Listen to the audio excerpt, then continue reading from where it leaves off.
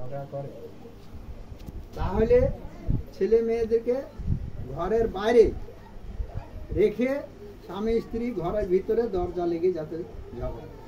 কেন বলছেন এটা? এই কথাটা বলার উদ্দেশ্য কি? কারণ এই কথাটা বলা মানে ওই ছেলে মেয়েগুলো আমরা যে কথাগুলো বলবো, আমরা যে ঝগড়া করব, এরা কিন্তু তাদের কানে সেটা যাবে, তাহলে তাদের আর ওই ক্যাসেটের মতো মাথায় ধরে রাখতে পারবে। তাই ঠাকুর বলছেন বাণীতে যে পিতা মাতায় স্বামী স্ত্রী ঝগড়া করে ছেলে পেলে দেখে রসগোল্লার সদর দ্বারে বাচ্চাগুলো খেলে। তাহলে রসগোল্লা মানে কি? তারা খারাপ হয়ে গেল। তারা কি হলো? খারাপ হয়ে গেল। ওই কথাগুলো, ওইটাই পিতা মাতার কথাগুলো তারা ছেলে মেয়েরা শুনবে, তখন ওরাই বড় হয়ে কইবে যে আমার বাবা মা তো এরকম ঝগড়া করে। হয়তো বিয়ে করে নিয়ে আসলে স্ত্রীর সঙ্গে, তখন সে করবে যে আমার বাবা তো আমার মায়ের সঙ্গে ঝগড়া করে, তাহলে আমিও আমার স্ত্রীর সঙ্গে ঝগড়া করব। আমি আমার মা আমার বাবা দাদির সঙ্গে ঝগড়া করি, আমার দাদুর সঙ্গে ঝগড়া করি, তাহলে কি হবে? আমিও তখন আমার দাদা দাদির সঙ্গে ওই আচরণটা ব্যবহার করি। তাই ঠাকুর বলছেন তাদের সামনে আমরা সব সময় বড়দেরকে আমরা স্নেহ করব, ভালোবাসবো, আমরা ভক্তি করব।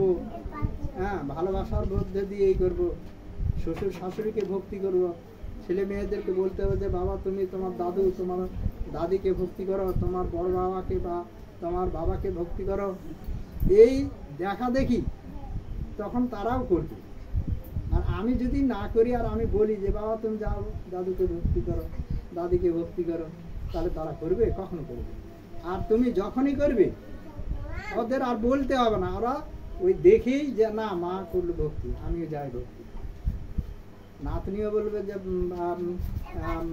মা বাবাকে ভক্তি করলো, ও যাও ভক্তি। এই তখন থেকে কি হলো? আমাদের পরিবারে একটা ভক্তির চাষ সৃষ্টি হবে, তৈরি হবে।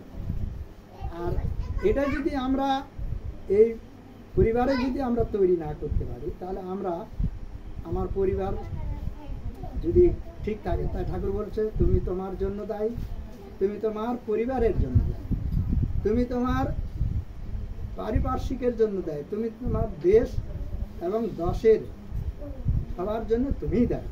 তাহলে আমি যদি ঠিক না হই, কেউ আর ঠিক করে দিতে পারবে না। তাই ঠাকুর বলছে করে দিতে পারবে না কেউ, করতে হবে তোমাকে। প্রীতির সহিত ধৃতি নিয়ে অনুশীলনে হবে।